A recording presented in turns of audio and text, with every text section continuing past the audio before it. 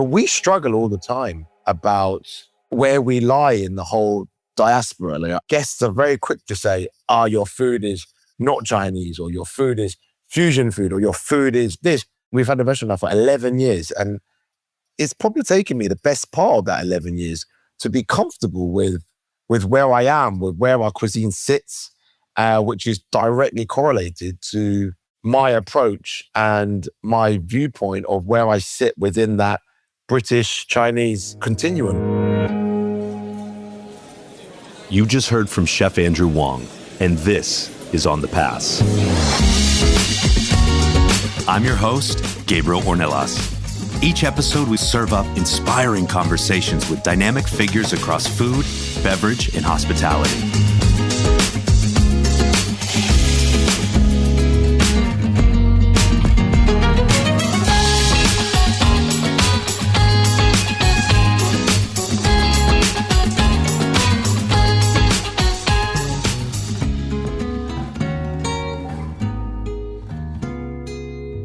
Welcome back On the Pass, listeners. Gabriel here, checking in from sunny Los Angeles after an unforgettable trip to Colombia. Head over to our Instagram and YouTube. The links are readily available in the show notes to catch some highlights from my time with Chef Alvaro from El Chato in Bogota, currently ranked number 25 on the 2024 World's 50 Best Restaurant list, as well as the incredibly talented sommelier Laura from La Sala de Laura and chefs Mateo and Sebastian from Equiso in Medellin. As always, the On the Pass team and I are on a mission to celebrate the icons and innovators moving food, beverage, and hospitality cultures, serving up inspiration for a world hungry for richer connection and more meaningful experiences. Our next guest is Chef Andrew Wong, chef, anthropologist, and student of culture. Born in Britain and of Chinese heritage, in part, Andrew's culinary story begins in 1985 when his parents opened a Cantonese restaurant in Pimlico, the very location where his 2 Michelin-starred restaurant, A Wong, now stands. Since taking the reins in 2012, Andrew has been on a journey to honor and evolve Chinese culinary tradition, blending dishes passed down through generations with years of meticulous research into ancient techniques and regional specialties. With a deep respect for history and a sharp eye towards the future, Andrew celebrates China's vast gastronomic heritage through tasting menus that highlight the country's 14 international borders and its diverse cultural identity, all while using thoughtfully sourced British and Chinese ingredients. Let's get into my conversation with Chef Andrew Wong. Do you know what was so funny, man? As I'm like reconnecting with you and the content and watching some YouTube videos and stuff, like there's a video and it was brilliant. I think it was you and one of your sous chefs, and I think you might have been doing dumplings or you were rolling dough or you were laminating dough or something like that. And I always just love to look at the comments because the internet just is hilarious. And always. And it never fails. But it was so funny because there's so many people that were like, I just ate there. Andrew and the team are brilliant, or look at the attention to detail. But then there was a couple people who were like requirements for working in Andrew's kitchen, expert culinary skills and being jacked AF. Or like one person was like, both these guys are absolute units. Like it was, I moan about our head chef all the time. I'm like, standing next to you is like standing next to a fridge freezer. No, I literally, there's no space to move when he's plonked there. It was so funny. And then another person was like, these dudes hit the food and hit the gym. Mad respect. yeah, I remember. And yeah, it's like, you can't get employed here unless you can bench 150 or something. Yeah. Did that just happen that way? Or was that your executive chef or your sous chef? I mean, he's just absolutely stacked. That's our head chef. You know what it is? He's been with me for nearly 15 years. So when he started with us, he was a young boy coming over, studying, and he started working with me. And it was about the same time that I started to go to the gym. So I'm like, hey, come on, let's go together, right? And then obviously with all these things, they take it and they run with it. Yeah, of and course. Now I'm 43, he's in his 30s. He's benching way more than me. He's ripped AF. And I'm just an old man now, so. So did it become a bit of competition though for you guys a little bit, or at least for them? Maybe not for you, but Maybe I think I can be competitive about anything. I can get competitive about, I don't know, parking a car. So yeah, yeah, the gym is definitely another area where I can try and get one up on them, especially when I'm older than all of them. yeah. Now that I'm some of the guys in the kitchen I'm 43 now, so I'm over 20 years older than some of the chefs in my kitchen now. It wasn't always like that, obviously, and I still feel like I'm a young chef. Evident that I am not, but I am an old man now in comparison. So when I can get one up on them in any type of scenario, then I'm gonna embrace it open-heartedly. All right, enough with this old man stuff because I'm only a couple years behind you. So you gotta calm down a bit, Andrew. You gotta calm down on that.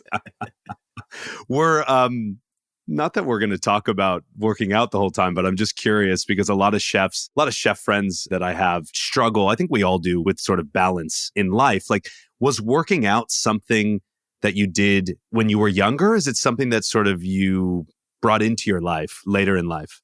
Well, that's a really good question. I think the gym for me was always like the 45 minutes of the day where it was like my time. Obviously nowadays I'm in the gym. I'm one of those really annoying people who's checking their email whilst in the gym and holding up all the equipment, and everyone's holding like, a dumbbell and your phone at the same time. When someone, like 10 people come up to you and go, how many sets do you have left? You know that you're doing something wrong. But to me, it's still like that separation of that is my time. And I always go early, first thing in the morning. So to me, once I've done that, I know the day has started. And as I said, I love scrolling on Instagram at the moment. And I must watch a lot of like motivational speaking because they keep on coming up on my reels. And there's this Navy SEALs guy who says, first thing you do when you wake up is make your bed, because you make your bed. Yeah, it means that you've started your day. And when you come back again, you can understand truth that it's come full circle and you've got a fresh bed that's beautifully made. But that marks the first thing of your day. You got your first job done. And the gym really for me is that first job done. And if I don't go, it's completely psychological. Like it just lingers over me. I feel like I haven't started the day correctly.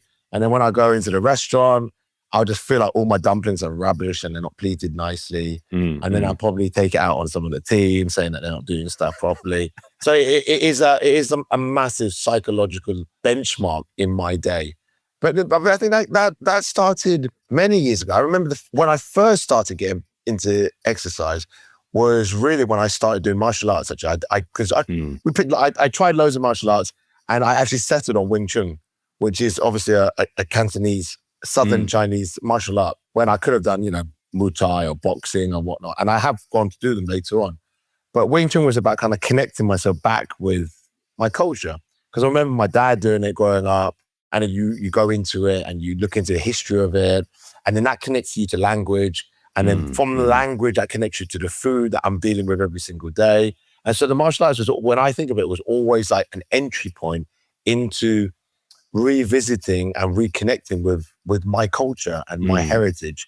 And that's really when I started cooking, it was food and martial arts, which really brought me together in refinding what being Chinese meant. And it sounds a bit odd, and especially if some of your listeners are not ethnic minorities, it might seem like a very strange thing to say. But we struggle all the time about where we lie in the whole diaspora. Like, how Chinese are we? How British are we? And ultimately, the job that I do now and the profession that I do now, it's constantly being played out, right? Guests are very quick to say, your food is not Chinese, or your food is fusion food, or your food is this. And actually it's taken me, we've had the restaurant now for 11 years. And it's probably taken me the best part of that 11 years to be comfortable with where I am, with where our cuisine sits, which is directly correlated to my approach and my viewpoint of where I sit within that British Chinese continuum. Where have you landed in that? Like, how do you define yourself now that you've, and I want to get to that exploration of China and when you went on this trip when you were younger, because I think that foundationally, I think that obviously gave you a lot more tools in your toolbox to really understand what it is to be British Chinese and all of that. But like, where have you landed in your comfortability around yourself? It's going to sound really, really odd. And I have to always say this, that some of the rhetoric that we've been talking about for the 12 years that restaurant's been open has been very, very focused around speaking to people in the UK and people in Europe. So when I talk to your audience who are very new to what we do in the restaurant, they don't have that 12 years worth of baggage to carry with it. But it's going to sound weird. But nowadays, when I do briefings with the team, the one thing I try to tell them is we are not a Chinese restaurant. We are our Chinese restaurant. We are a restaurant which is A Wong. And because we're A Wong, it's ultimately a reflection of me as a person, as me and as a chef, which ultimately is intertwined with my Chinese cultural heritage. Where does that sit with regards to the trip that I took? You know, I think the media sometimes make a big deal about the trip. I had an amazing time. We want to hear about the fun parts. Yeah, you know, it was all pretty much fun. And I think you have to put it into its right place in time as well in the whole anthology of the whole thing. Because I'd gone to university, I studied chemistry at Oxford, and I got kicked out. But I remember the one thing that I always remember from there is I was very, very clear of this understanding. I said, wow, we worked so hard to get into this university, this college, and you expect everyone to be a genius. Like everyone, like you go to Harvard, everyone must be a genius, right? And then when you get there, you realize everyone's pretty much like you. You know what I mean? Everyone's a bit of an idiot. Yeah, there's a few outliers. There's a few outliers, but then everybody else is kind of trying to figure it out. if you remove Stephen Hawking from the equation and a few of those characters, everyone else is a young 18-year-old with probably one or two things really on their mind at that age, right? And studying isn't one of them. And then that was such an important lesson. And then I went into work into the restaurant because when I get thrown out of university, my dad forced me to work in a family restaurant.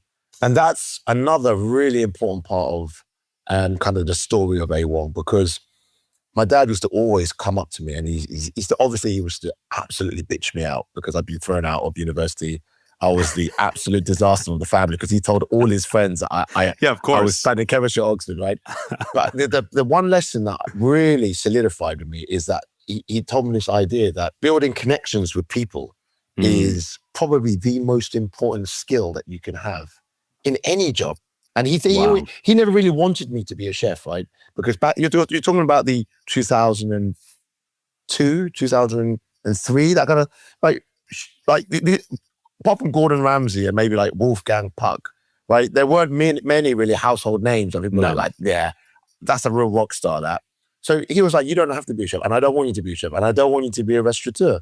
But what I do want you to be able to is to be able to spark a conversation with a complete stranger and not be shy and to hold your own.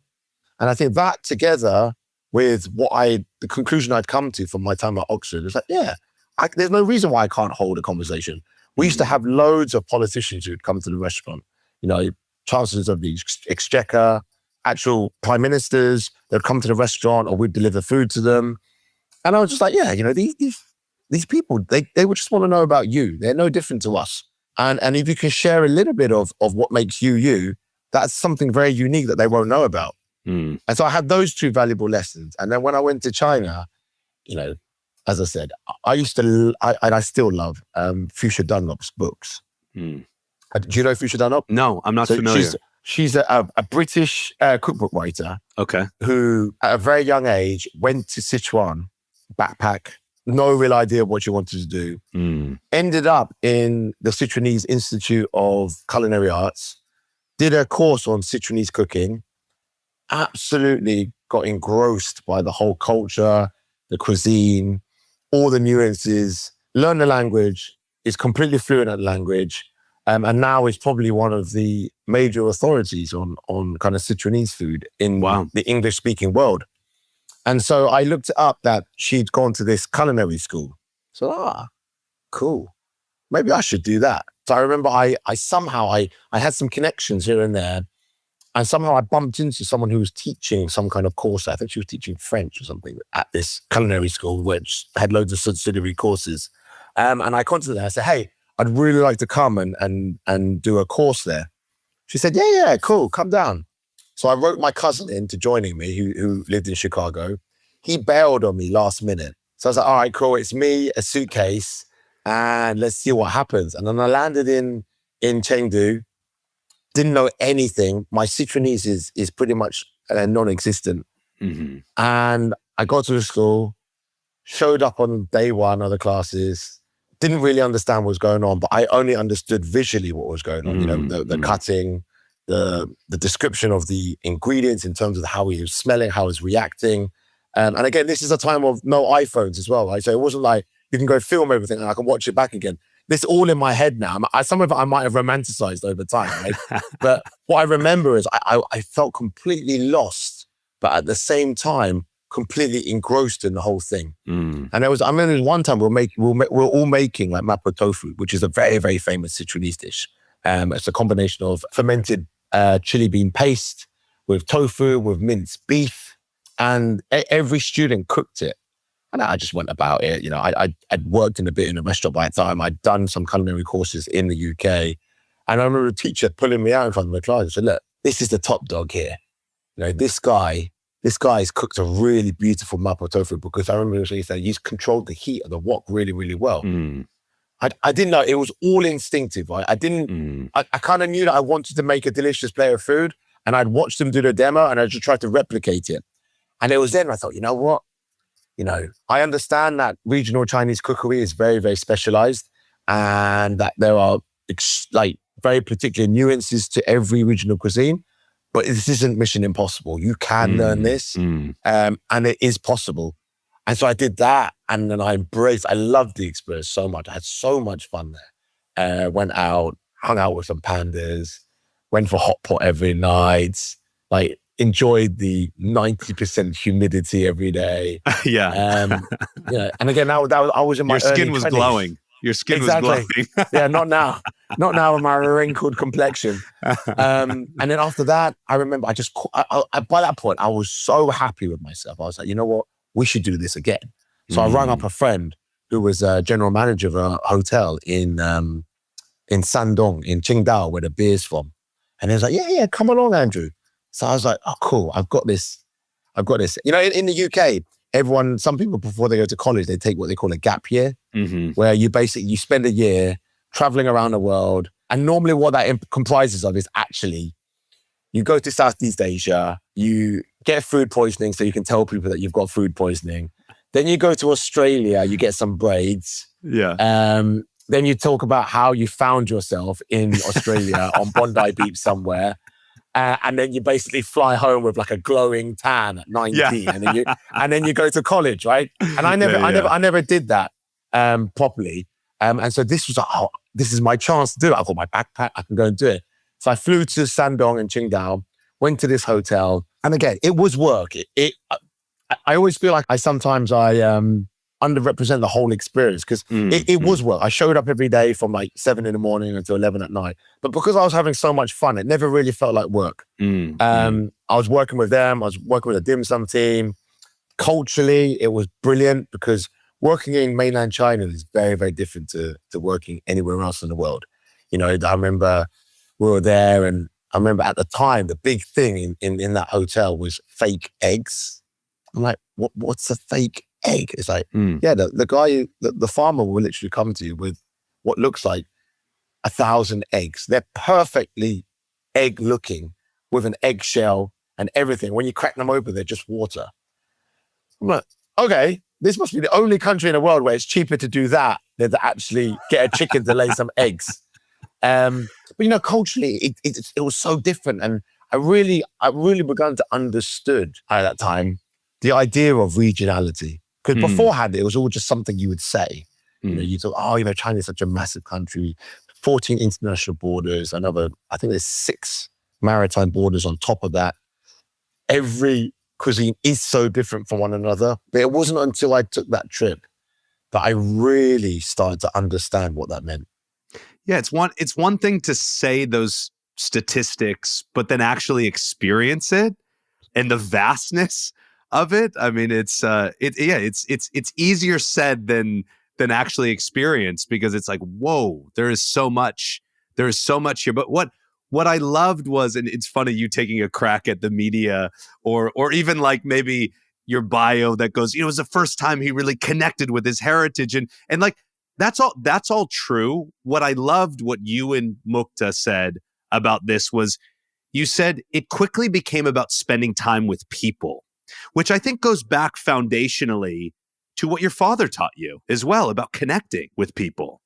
100%, 100%. And I think probably I've got to say that there has been no time in my career, bar maybe one or two experiences, where someone has been reluctant to want to show me something. Mm.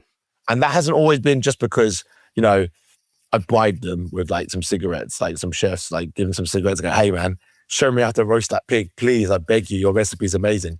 But more than that, it's really about seeing how people are so individual. Everyone has such different motives. Everyone has such different drives, which is what the one thing I hate in modern day kitchens is when chefs talk about one team, one dream. It really aggravates me. And I've got no problem with people saying it. But what I love about our kitchen at A Wong is that I openly tell people that you don't have to have the same dreams as I do. You don't have to have the same motivations as I do. You may want to build a 7-story house in Uzbekistan. You might want to just have your child grow up and have the best education. You might just want to have fun for a year working here and learn something to take it. Whatever your motivation is, that's completely individual. And it's so wrong for someone in charge of the restaurant to say that we all need to have the same dream. It's absolutely ridiculous, because you want people to have that diversity. You want people to learn from one another. One of the best things I ever learned was working in my father's restaurant. And, the chefs, they had their motivation. They were like gastronomes. They were like when I was a child, they were from Beijing, and they're like, we got to cook the best Chinese food ever, like in London. And they tried to cook it. And then there were some waiters who were, I remember at the time, a lot of them were from South America. They're from like Ecuador and places. They were not about pushing culinary boundaries at the time. It was like they were willing to work every hour under the sun to give their family a better life. And I remember they would tell me about their stories of back home and what it was, and talking about the political instability of their countries and why they came here and what they hoped to achieve and what their wives were doing while they were working. And that, as a kid, is so inspiring when you hear firsthand of the drives of people. And as I said, we can't all just sit there, like this Instagram generation going, oh, it's great, I just want to go do a load of stages and put it on my CV and say I've ticked it off. There's a reality to it. And sometimes when you hear people firsthand talking about their experiences and their troubles and their tribulations of how they got to where they are, that is sometimes even more inspiring than any char siu recipe or any noodle recipe that I can share. I can teach a young chef. There's the very fortunate few that get to pick and choose what they want to do, and for most people, for majority of people, it's a job. Doesn't mean there isn't enjoyment in it. That doesn't mean there isn't community and they enjoy learning, but it's a job. They're trying to serve their family. They're trying to survive in a lot of ways, especially in food service, in hospitality. I mean, majority of the people in it, it's a job for them. Yeah, absolutely. As I said, times are changing and we're learning to adapt to the new generation, and we're questioning our own motivations and our own methods all the time. But ultimately, it really is about embracing and celebrating all those individuals that we work with in order to try to build the best team that we can. Will it be perfect? I always tell people, every team meeting, we are so far from where we could be or where we need to be. But as long as we're moving forward, I don't mind. Yeah. I listened to you talk about your journey a little bit, and how in a lot of regards, and this resonated with me, was you were sort of on the no plan. It was like that's what I used to say about myself, Andrew. It's like there was the no plan, but I think you mentioned something that I kind of talk about a lot is there was a series of hundreds, thousands of small decisions that truly led to your success and ultimately kind of where you're at today. And you have to continue with those small decisions to keep moving forward. Yeah, absolutely. And I think this is what you've described really is such an important lesson. I think so many people and so many times in my own career, I've tried to make grand plans. And now at 43, I've realized like, just don't make grand plans. Just make small plans and get to that small plan and something else will happen and something else will happen. Saying that something will happen is wrong. You will meet someone who will determine the next step. And I think to put what you said into perspective, absolutely true. You know, I went to China and that was the first time I said, okay, we're going to open a restaurant. Natalie and I are going to open this restaurant. Why do you want to open a restaurant? Well, because in a weird kind of way, it was more so than anything because there'd been so many memories inside that building, right? So my parents had other restaurants, but I had no interest in doing anything with those restaurants. It was like, this was the building where we wanted to do it. I mean, as I said, if you come to the restaurant, we give everyone a menu. When? Like a little, when I come. When you come to the restaurant, you know, on the one hand side of the restaurant, it's just like a one paragraph little story about how we got to 2025. And one part of it says, what was the pastry kitchen? What is the pastry kitchen? Was the office that my sister and I were locked in.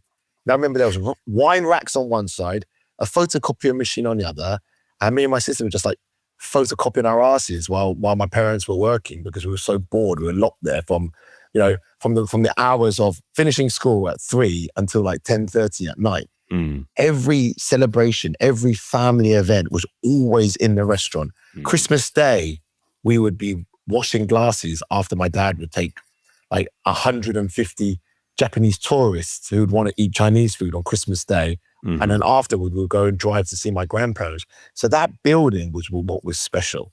And so we decided to open a restaurant. And I remember at the time, the restaurant that was completely in vogue was a restaurant which is international, which was Hakkasan. So that was leading the way. It was setting a benchmark for Chinese restaurants. And I had so much admiration for them because it was the first time where people genuinely within British society were talking about Chinese restaurants in a completely different way. They're like, yeah, that's sexy restaurant. Oh yeah, you know, I went to this restaurant and I had Chinese food, ordered a bottle of Krug. You know, the bill was immense, but it was like, it was worth it. It was brilliant. You know, the decor is amazing. You know, the staff are so great. The service is so great.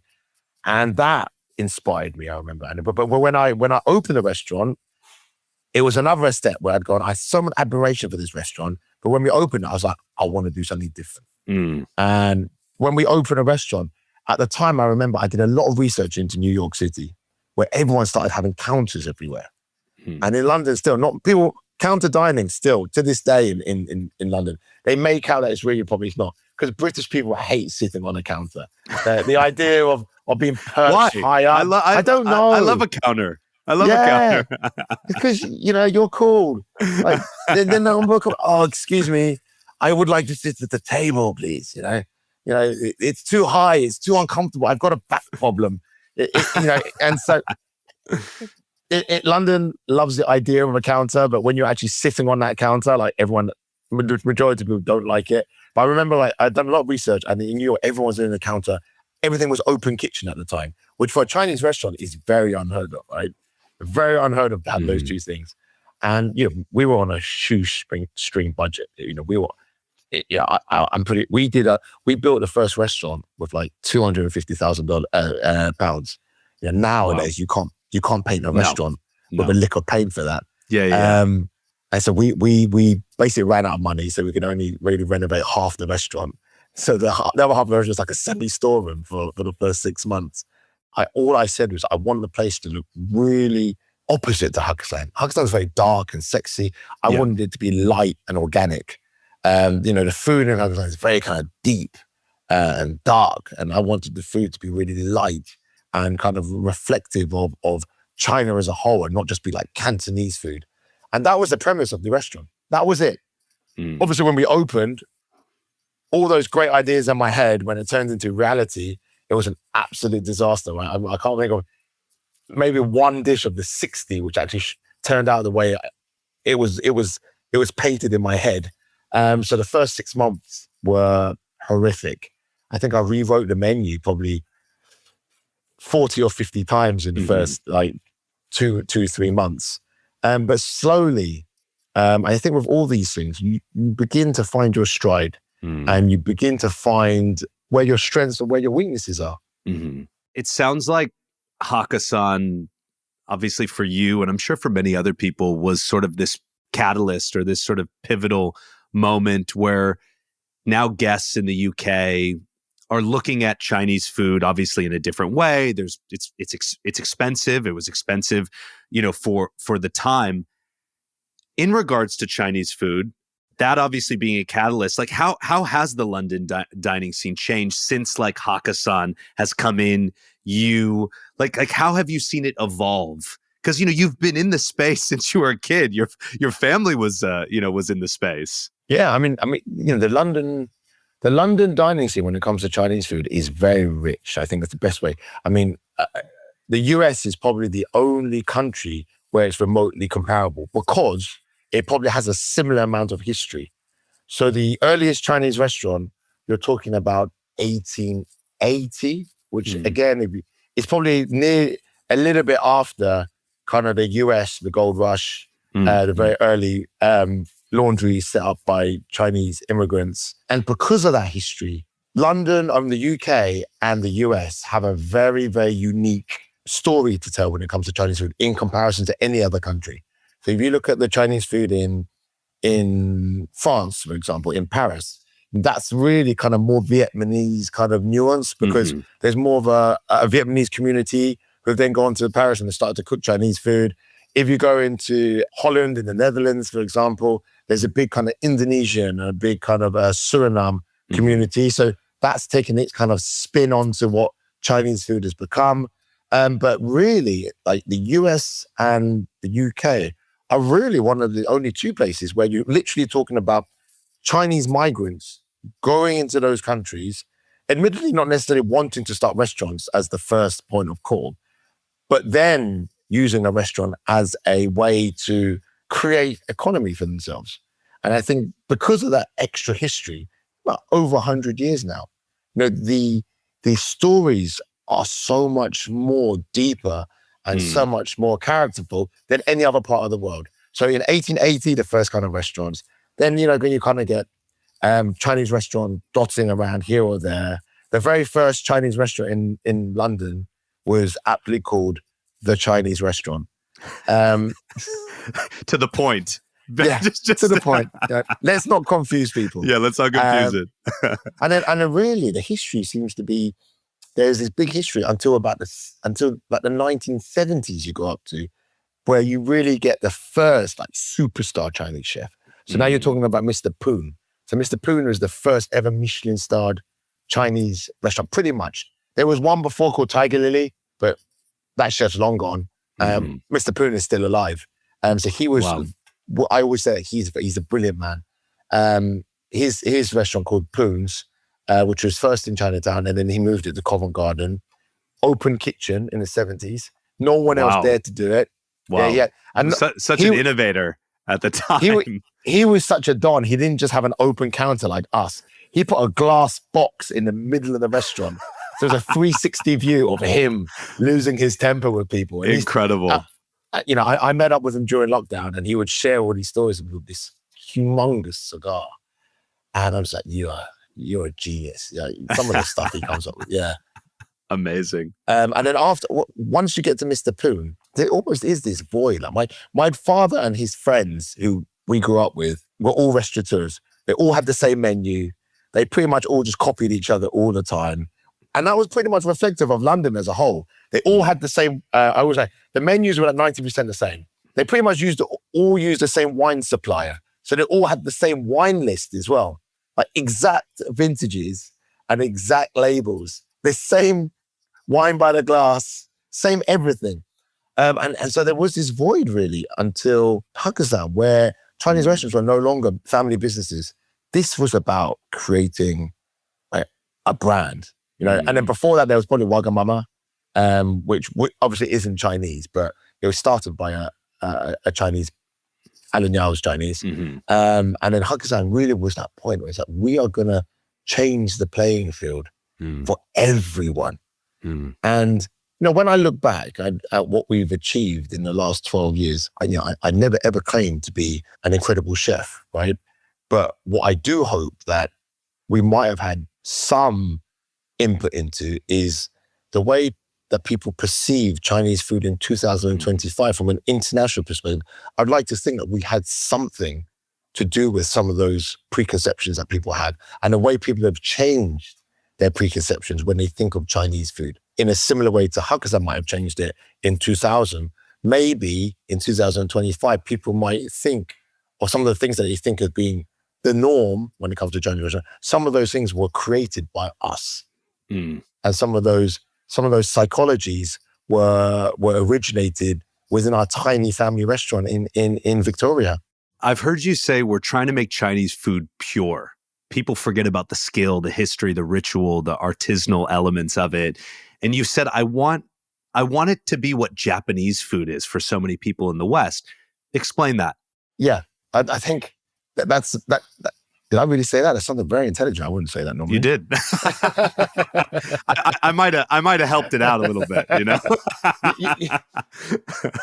I think I know where that soundbite came from. I remember I was talking to a restaurateur who has loads of restaurants, and we were sitting down and we were having a drink, and he said, Andrew, do you know what I think the difference between Chinese food and Japanese food is? And he's talking about a time where, Japanese food has a very different kind of aura about it compared to Chinese food. Still, to this day, he said that Japanese food is about getting the best ingredients and doing the least to it.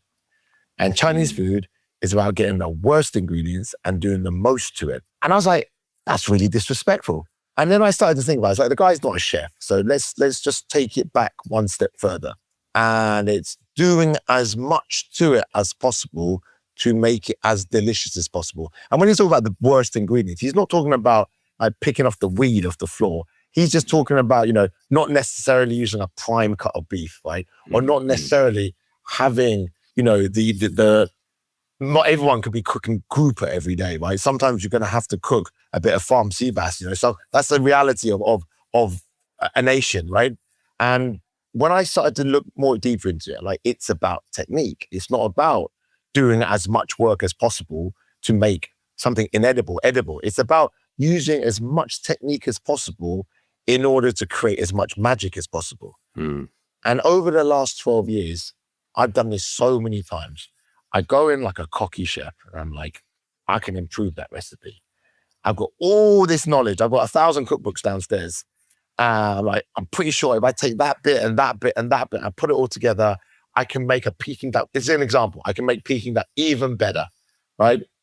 And then I start, and then the process starts. And then about 18 months later, I come back to a recipe.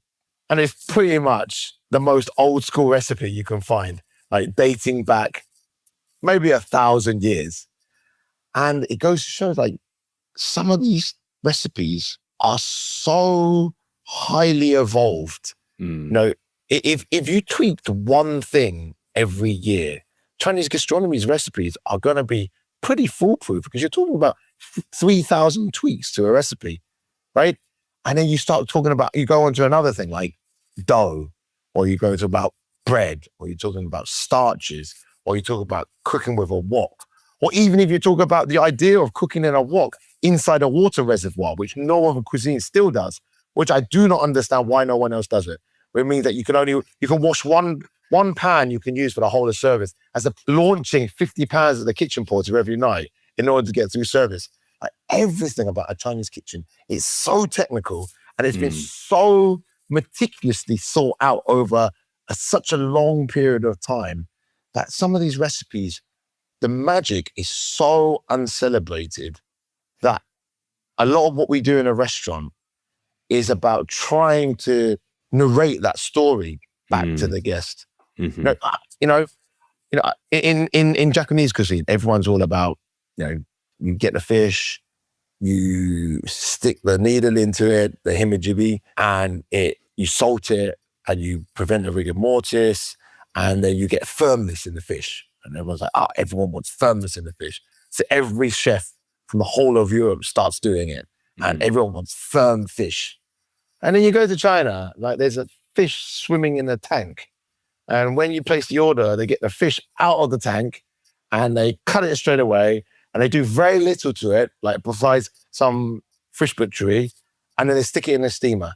And the texture is completely different. And I talk to the chef, I'm like, chef, like, why? Like, this is the complete opposite of salting it, leaving it for 24 hours for it to firm up, to be tense. And he said the best. You remember, this was Chef Tam, who's an incredible chef in Macau. I think his new restaurant's called 5 Moons or something. Yeah, amazing restaurant. And he was like, Andrew, like in Cantonese food, what we want is we want lightness. So when you get a fish and you take it out of a tank and it's live and you steam it straight away, it literally, rigor mortis is still happening and you're cooking it at the same time. So basically the whole thing is souffleing up, like literally like a souffle, like a fish souffle, like real time souffle. So when you eat it, that texture of the fish is so light, which is what Cantonese food is famous for. It's about that lightness. And you don't hit it with a heavy sauce. You hit it with a little bit of a soy that's got a little bit of sugar in, which has been seasoned together with a little bit of ginger and spring onion into that soy sauce, a little bit of black sesame oil. Everything very, very kind of, again, that word pure, that very kind of not doing too much to it, but still umami and still delicious. I think these are the kind of techniques that I was so fascinated by them when I learned about them. I just like, if I can share just like half the stories with my guests that I've been so lucky to learn, they're going to love it. They're going to go home. They're going to start Googling. They just Google one thing that they learned from the experience with us over the 4 hours. I'll be more than happy. That's our job done. You know, and it doesn't necessarily have to be a dish. It could be something about culture. It could be something about the fact that we like to put one dish on, which is about kind of Western culture, which is the Islamic kind of community of part of China, which is a very different kind of gastronomy. Now, I always say that we relate it back to, we talk about the kaima in Hainan, which is known as the Hawaii of China. You know, just these little things that people just don't know about, because China has been a very open country, but still you compare it to Japan or you compare it to some other parts of Southeast Asia, people still have this kind of preconception or this misconception that it's still a very closed, a lot of secrets, you know, a lot of secrets you can't, and they will never tell you. Well, no, actually, gastronomy is not like that. And I think if I can use gastronomy to try to open up some of these discussions, then I think everyone will hopefully love Chinese food as much as I do. Mm-hmm. If your father was still around, what would he say about you, your wife, and all that the team has accomplished? I always say this. I think if my father was alive, I would never become a chef. That's the prime thing. He'd be like, yeah, I am not spending that much money on your education for you to become a cook. You go do something else. But I think if we blanked out maybe the first 15 years of training and just got to the part where the restaurant started to pick up accolades and get some kudos, I think what he would have done is that he would have helped me a lot with the journey, because he loved to read. He loved to read and he loved to travel and he loved to eat. You know, and actually I would say that those 3 attributes are probably more important than learning how to fillet a fish, you know, or how to use a wok. You know, that idea of curiosity, that idea of constantly having this eagerness to learn more and explore more, and then to travel and to eat. He would be like, hey, check this out, check this out, check this out, check this out. I went here. I would probably be the one working my ass off. He'd be traveling around, sending me WhatsApp photos. Andrew, see if you can make something like this. See if you can do this. We need to incorporate this into the menu. Yeah. I'm at the Rosewood somewhere. Like, they've got this really cool chef. Yeah, come and try and cook one of his dishes here. I imagine it would have been like that. And then, you know, and he loved restaurants. He was very kind of business oriented, but he loved hospitality and he loved the idea of having restaurants, of eating in restaurants, and a connectivity that you create from having a little restaurant. Mm-hmm. He used to know everyone. He used to come in, he'd sit, and I never do it what he does, but he used to come in, he'd start having wine with some of the guests, they'll spark up cigars together, and then all of a sudden, like, he's found a lawyer, he's found an accountant, he's found a casino buddy, all this and the other. And it's very different to the way that I run the Amazing. business now. But it was because it was in his blood. He just loved Mm. this idea of togetherness, which is what a restaurant really is about. It's about that togetherness that you create. Layering on to your father and your family and this like developing and nurturing of connection, I've heard you talk about sort of like the success, not just being the food. Obviously, at your level, you know how to cook. Okay, you know you know how to cook, but I think there's this like the Wong family hospitality. Like what defines the Wong family hospitality? I think that's a great question. And like, again, I'm going to end up talking way too much. But the first time that I really understood the magic of Wong hospitality is when we opened a restaurant with a third party investor. Mm. And they came out with all these scenarios, all these spreadsheets, all these kind of SOPs and blah, blah, blah, all these jargons and this and the other. And the restaurant ultimately didn't succeed because the stuff that I'd learned from my parents, I thought would be inferior to these spreadsheets and these official SOPs and these standards which they claim to be, they're like foolproof, that, oh yeah, this, that, the other, don't worry, this guy, he's worked at this 50-star hotel and run a team of 50,000 people. He'll be able to run this one. And my dad was always like, yeah, get the CV, throw it in the bin. Like, just tell him to come in. Let's have a chat. Let's see if he's a nice person. And let's see if we get along. And that will be the recruitment process, right? And I for that entire time that we opened that other restaurant, as much as I learned from the spreadsheets and the SOPs and the fact that you do need to have some organization to your family-run business and you can't just doing it, by the edges of your pants all the time. You have to have some kind of official procedure.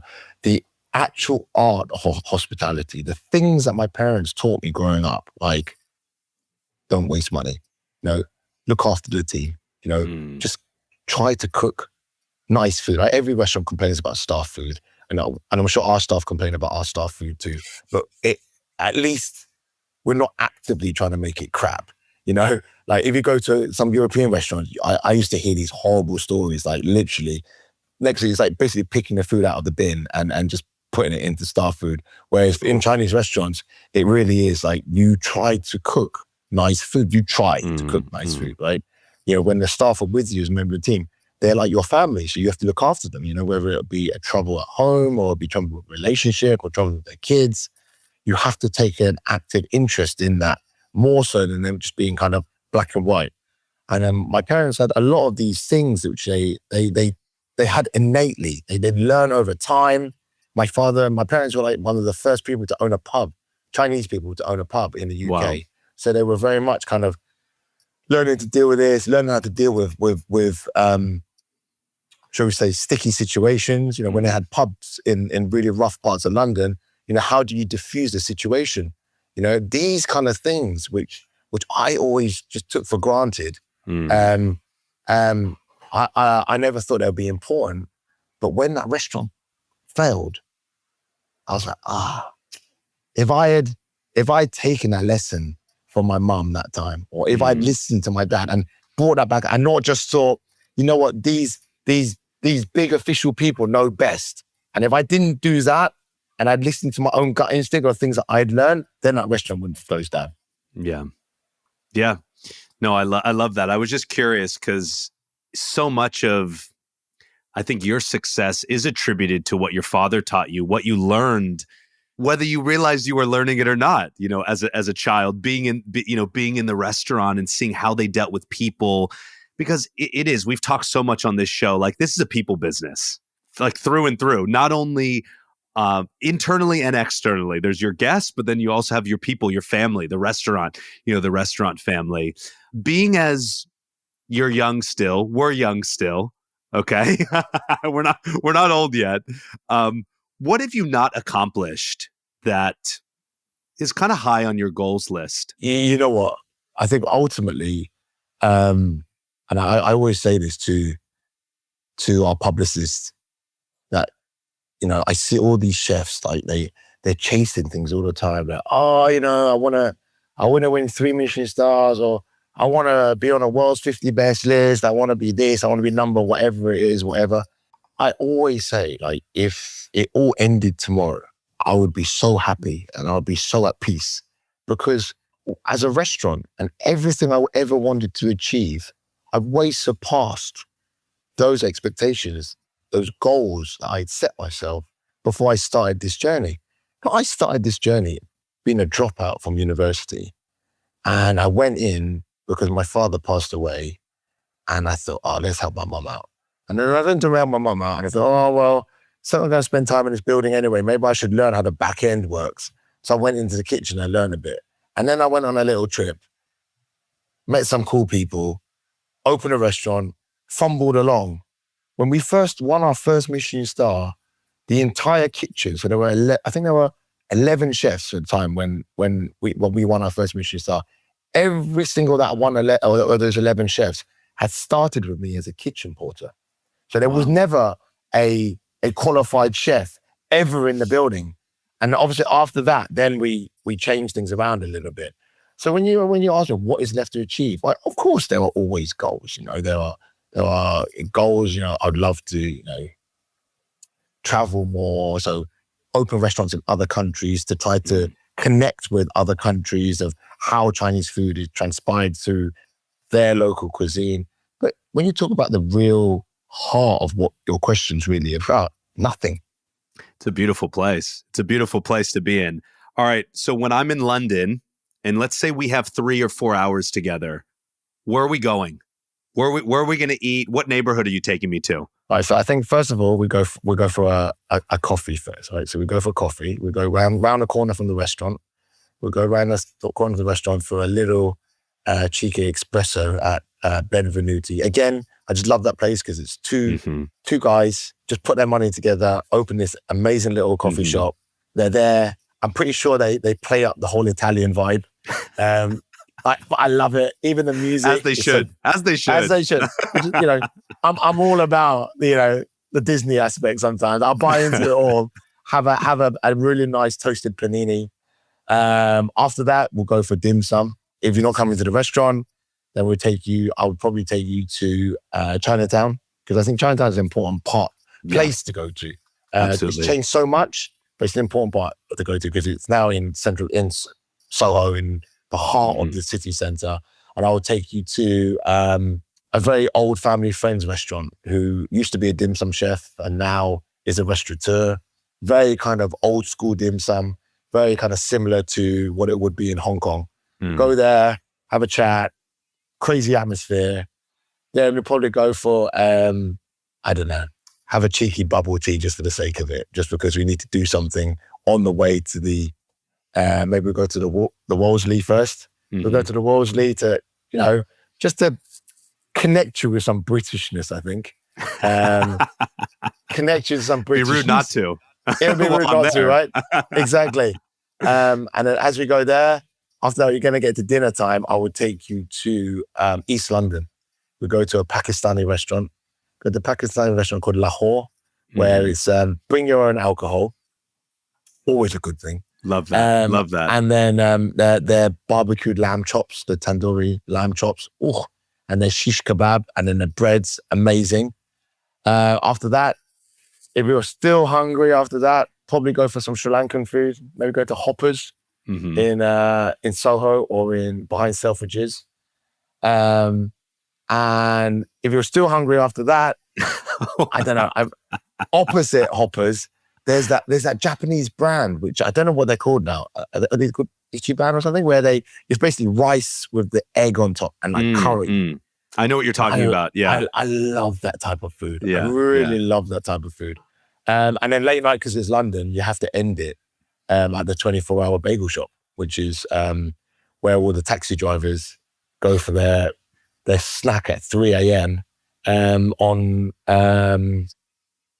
where's the street where all the curry houses are? I can't remember. In East London. Mm-hmm. Wow. Okay. I think I'm going to get my ticket now. Let's do it. and I'll start the fast right now in preparation for that day.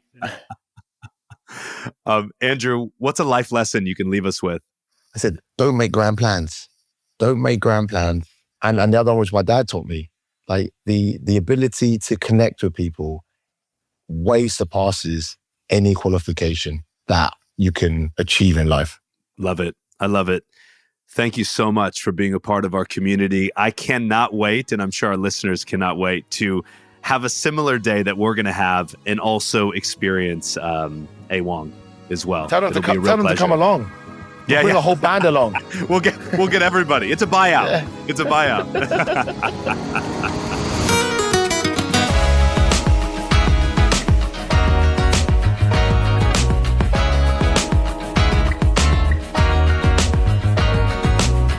On the Pass is hosted and produced by me, Gabriel Ornelas, and edited and mixed by Dylan Agajanian, with original music by Dylan Agajanian.